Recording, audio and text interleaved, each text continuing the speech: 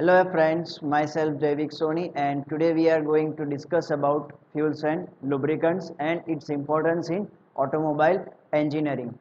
तो इंट्रोडक्शन में जाने से पहले हम ये जानना चाहेंगे कि हमें फ्यूल क्यों चाहिए, क्योंकि हमारा जो व्हीकल है वो इंटरनल कंबशन इंजन उसके अंदर यूज़ होता है।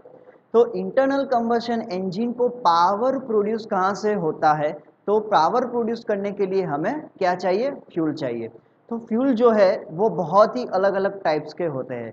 तो अलग अलग टाइप्स के फ्यूल में अलग अलग टाइप्स की उसकी प्रॉपर्टीज़ होती है। तो ये सब डीप अंडरस्टैंडिंग हम इस सब्जेक्ट के अंदर करेंगे। फिर हम आगे देखेंगे कि हमें लुब्रिकेंट्स क्यों चाहिए और उसके बारे में हमें क्यों जानना चाहिए।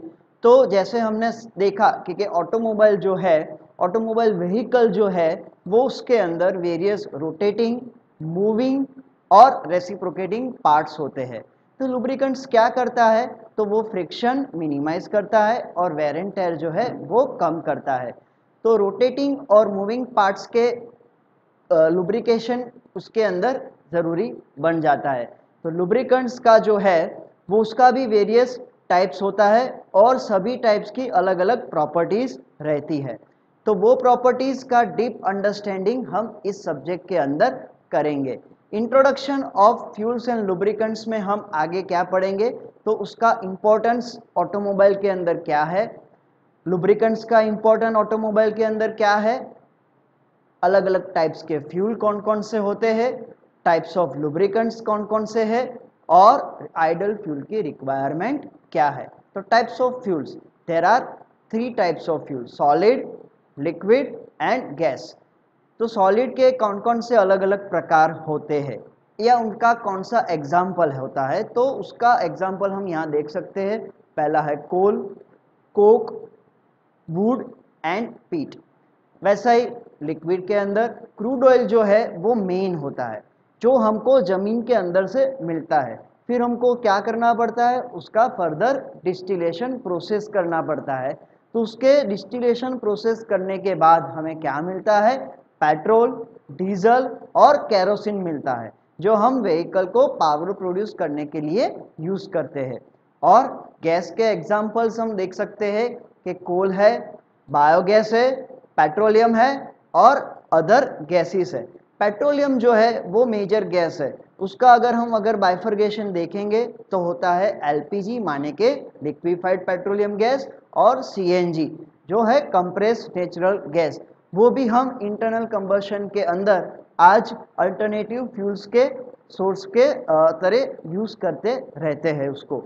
और आगे देखेंगे टाइप्स ऑफ लुब्रिकेंट्स। तो 3 टाइप्स के रहते हैं, first is solid, semi solid and liquid. Solid का अगर हम एग्जांपल देखेंगे तो वो है ग्रेफाइट, सेमी सॉलिड का है ग्रीस और लिक्विड का है लुब्रिकेटिंग ऑयल। तो जो दो लास्ट वन है सेमी सॉलिड और लिक्विड मीन्स के ग्रीस और लुब्रिकेटिंग ऑयल, जो ऑटोमोबाइल व्हीकल के अंदर एज अ लुब्रिकेटिंग ऑयल और एज अ लुब्रिकेटिंग ग्रीस के तरह वो यूज़ ज़्यादा होते हैं। आगे हम देखेंगे आइडल फ्यूल्स की रिक्वायरमेंट्स क्या क्या है। माने कि फ्यूल तो हमने देख पड़ा कि फ्यूल चाहिए व्हीकल को पावर प्रोड्यूस करने के लिए, लेकिन उसकी एक आइडल क्वालिटी होनी चाहिए। तो वो क्या क्या होती है, तो पहली होती है हाई कैलोरीफिक वैल्यू। अनदर उसकी जो रिक्वायरमेंट्स है वो क्या है, मॉइस्चर कंटेंट उसके अंदर कम होना चाहिए। आगे है वो मॉडरेट इग्निशन टेम्परेचर प्रोड्यूस करना चाहिए, माने कि जब फ्यूल जो जलता है तब उसका जो टेम्परेचर होता है वो मॉडरेट लेवल पे होना चाहिए। वो हानिकारक हार्मफुल गैसेस कम प्रोड्यूस करना चाहिए, जैसे कि CO2 है, NOx है, बहुत सारे होते हैं हार्मफुल गैसेस।